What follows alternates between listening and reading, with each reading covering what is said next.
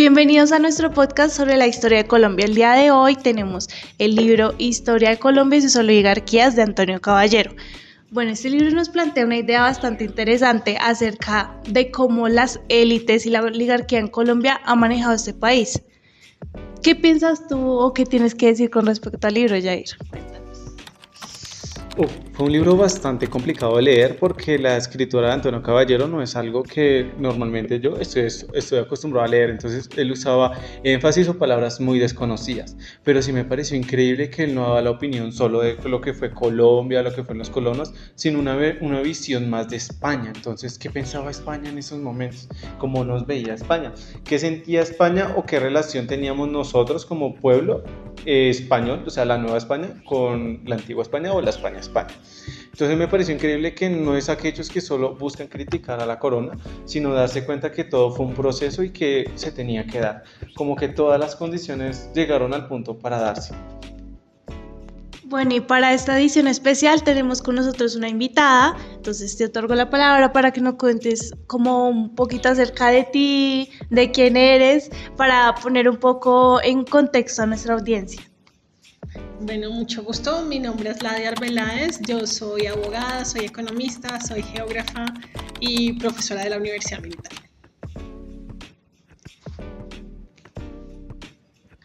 Listo, profesora Lady. Vamos a darte como un mini contexto básico ahí de lo que es el libro y me gustaría que respondieras ciertas preguntas. Por ejemplo, digamos que, como ya lo dije anteriormente, Antonio Caballero planteaba mucho sobre lo que era el sentimiento de España hacia nosotros. Entonces me pareció increíble que en una parte del texto citaba lo siguiente, y es decir, Colón estaba como en una pelea jurídica o con una pelea no de golpes, sino de verbal con la reina Isabel. ¿Por qué? Porque la reina Isabel veía como a las personas de la Nueva España eran esclavizadas, a lo cual a la reina Isabel no le gustó mucho. Y esto me llega a concluir que nosotros siempre pensamos que desde España o desde los reinatos de España era que venían las esclavizaciones, que ellos fueron los que nos mandaron a robar o a quitarnos todo. Entonces, como el conocimiento es algo que le gusta a las personas, y me gustaría saber qué piensas tú sobre qué falta de conocimiento nos hizo a nosotros, o sea, qué nos faltó de conocer para pensar esto.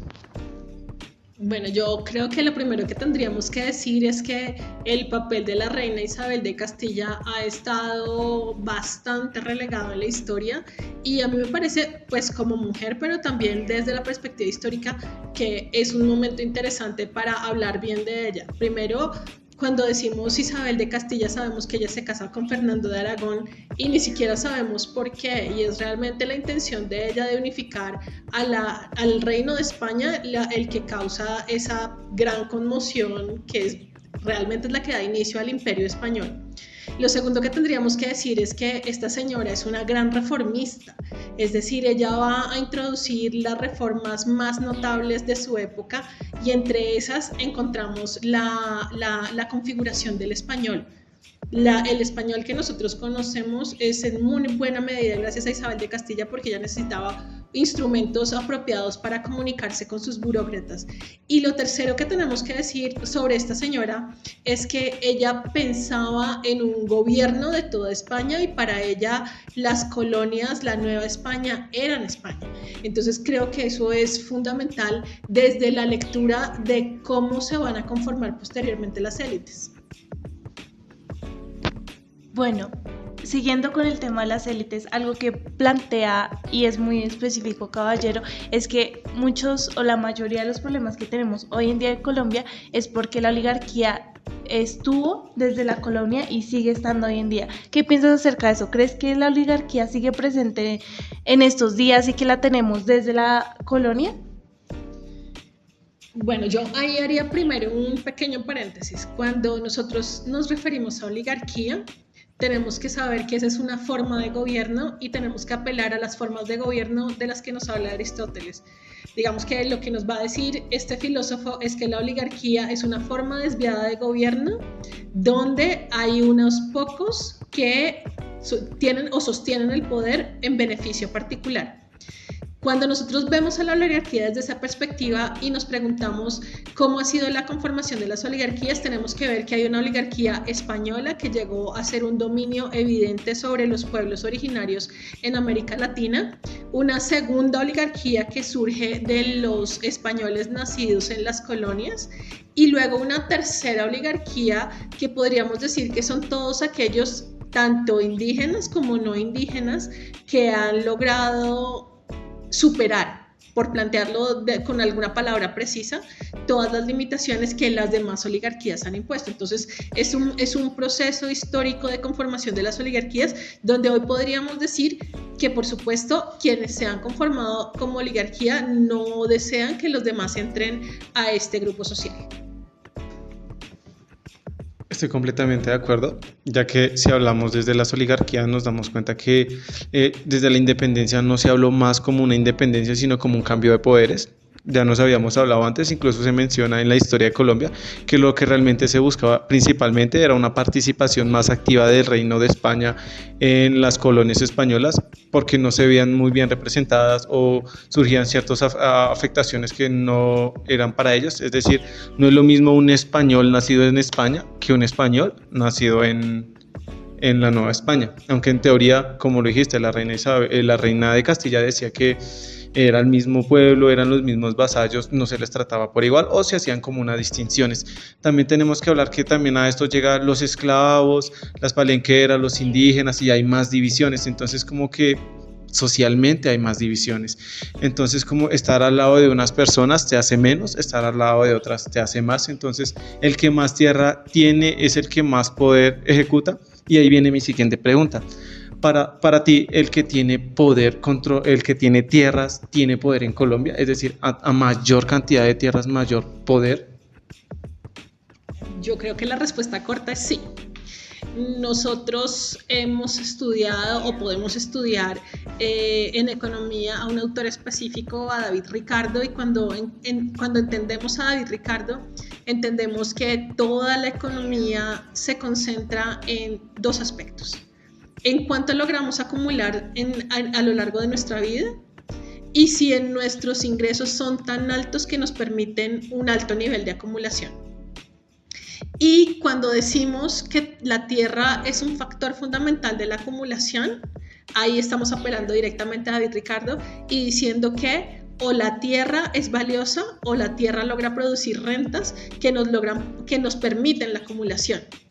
Y entonces la conclusión a la que tenemos que llegar es que en un país cuyos millones de hectáreas están contados, no podemos reproducir la tierra desde ningún punto de vista, pues el que tiene la tierra tiene la riqueza. Estoy de acuerdo con eso. Siento que, en opinión personal, uno de los problemas más grandes de Colombia desde mucho antes que se conformara como república es la distribución de la tierra.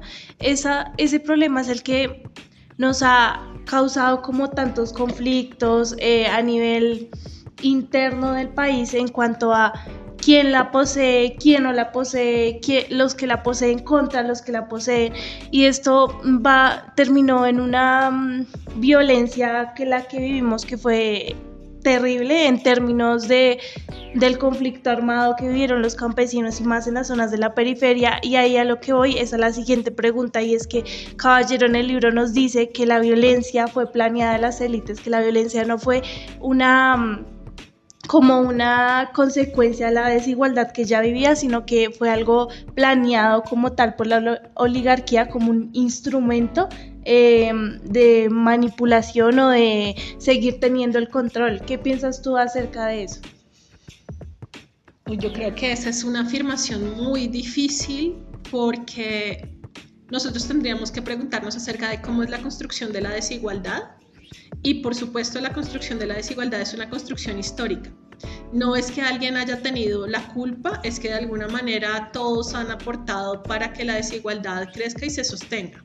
Desde España, la colonia, la república y la conformación de Colombia como tal. No podríamos decir entonces que es culpa de la élite la violencia. Podríamos hablar un poco de pronto de la instrumentalización de la violencia en favor de la élite. ¿Por qué podríamos decirlo de esa manera? Lo primero tendría que ser hablar acerca de esta época que para Colombia podemos llamarla a grosso modo la modernización, Y cuando hablamos de la modernización de Colombia, estamos hablando entre los años 20 y los años 50. Estamos diciendo que Colombia entra de una manera muy decidida en el capitalismo mundial. Y en ese contexto, lo que nosotros deberíamos plantearnos es si se hicieron las reformas jurídicas necesarias para que Colombia y los colombianos pudieran entrar al capitalismo. Y la conclusión a la que llegamos es la que tú planteas. No hicimos las reformas necesarias, entre otras, no hicimos la reforma agraria. Y eso deja mucha gente descontenta. Y los más descontentos suelen ser los más desiguales, no los más iguales. Y ahí es donde surgen las guerrillas. Y no podríamos sostener que la guerrilla es buena, ningún conflicto armado es bueno. Pero si uno vive todos los días de su vida sabiendo que uno trabaja, pero que no está trabajando para sí mismo, sino para el resto del mundo, pues uno está generando una capa social de personas descontentas. Duro porque tengo cierta controversia con lo que acabaste de decir.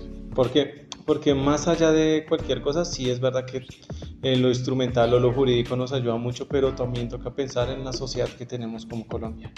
Una vez yo escuché a un compañero de trabajo, cuando yo trabajaba por allá en seguridad, me decía que a veces las leyes sí estipulaban cosas buenas, sino que el reglamento no lo seguíamos nosotros mismos.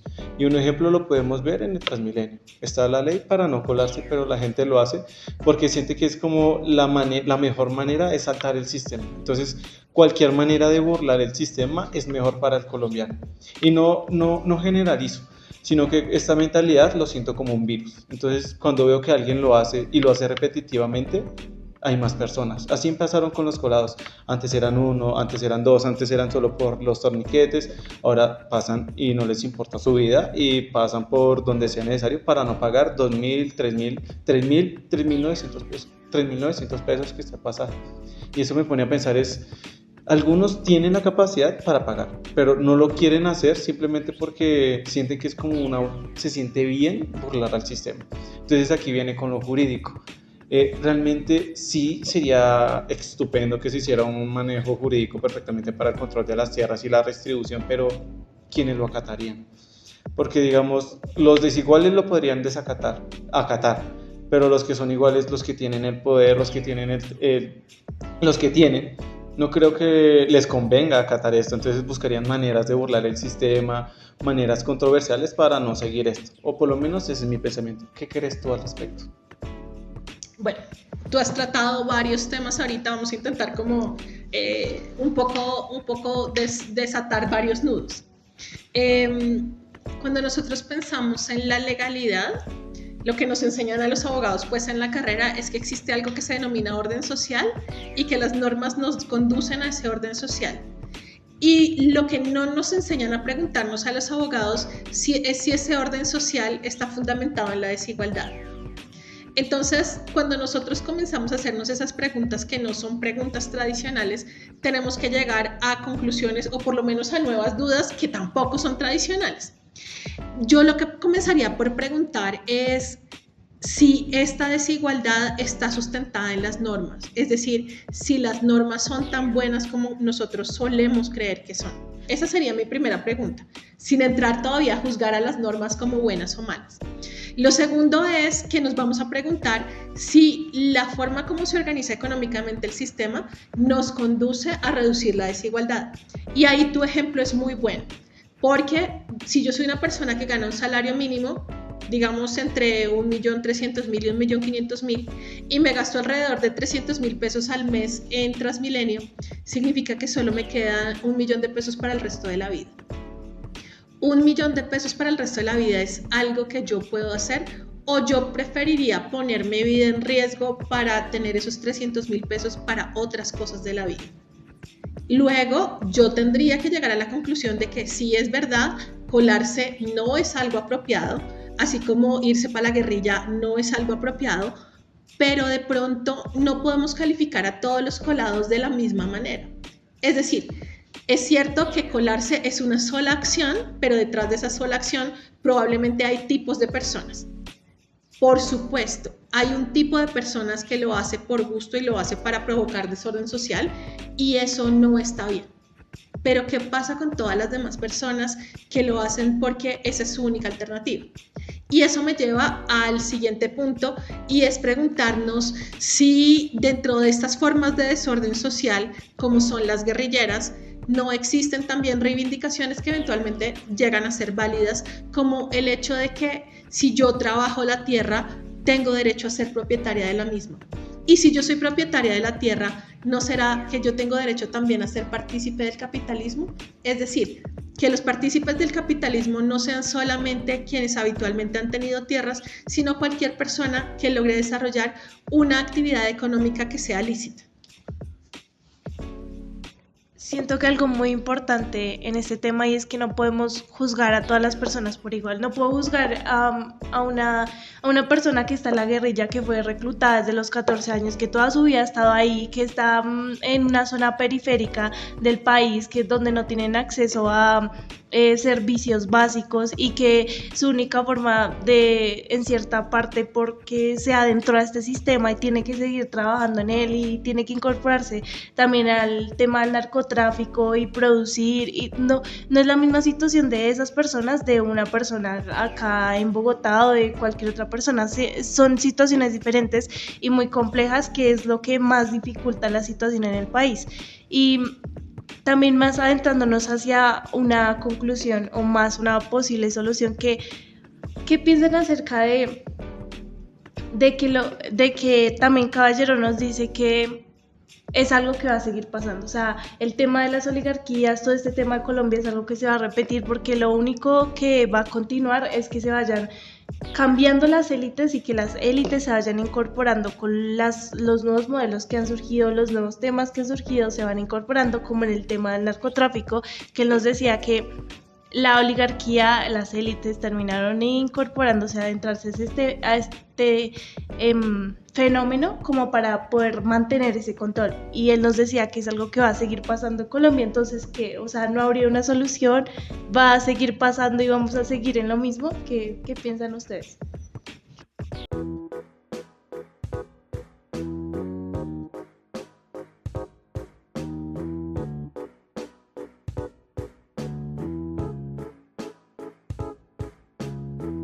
Último punto, tendríamos que decir que no podemos hacer apología de la violencia. Es decir, todas las formas que intentan destruir el orden social son formas indeseables. Finalmente podemos decir, sí, la guerrilla es indeseable, sí, los paramilitares son indeseables, sí, cualquier forma de violencia es indeseable, incluyendo, por ejemplo, las que tienen que ver con los momentos en los que encontramos la destrucción de la propiedad pública, como puede ser incluso el Transmilenio. Y entonces nos preguntamos si la destrucción del orden social es indeseable, ¿cómo hacemos para cambiar el orden social? O si esto no tiene ningún cambio y nos tendremos que quedar así para siempre. Ahí lo que nosotros encontramos es que podemos apelar, como decía el famoso Gato Pardo, es una novela italiana, que todo cambie para que nada cambie, o podemos encontrar cuáles son las cosas que dentro de nuestro sistema están bien y que podemos mejorar. Por ejemplo, nosotros ya tenemos normas y son normas muy buenas que nos hablan acerca de la reforma agraria. Por supuesto, vamos a tener mucha gente que no va a querer que se apliquen, pero la pregunta es si nosotros podemos mejorar el capitalismo que tenemos o necesitamos mantener el capitalismo que tenemos, que de hecho es de un origen bastante feudal. Y ahí es donde nuestras élites tienen que tomar una decisión. De pronto la decisión no es del pueblo raso en el sentido de que iniciemos una nueva revolución, sino de que las élites se den cuenta que pueden ganar más cuando todos ganemos más.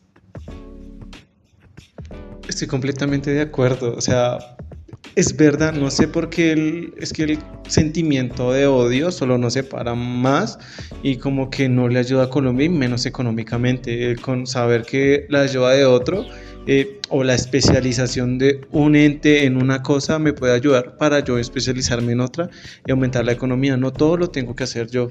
Yo puedo tener los territorios, pero ¿de qué me sirve tener los territorios si no los tengo en producción? ¿De qué me sirve tener cantidades de tierras si son tierras que nadie usa? Entonces, es verdad, o sea, sé que pueden ganar más, pero ¿cuál es el miedo que ellos tienen? Esa es mi pregunta. ¿Ustedes qué piensan? ¿Cuál es el miedo que tienen las élites al no repartir la tierra? ¿Qué piensan ellos? Muchas gracias.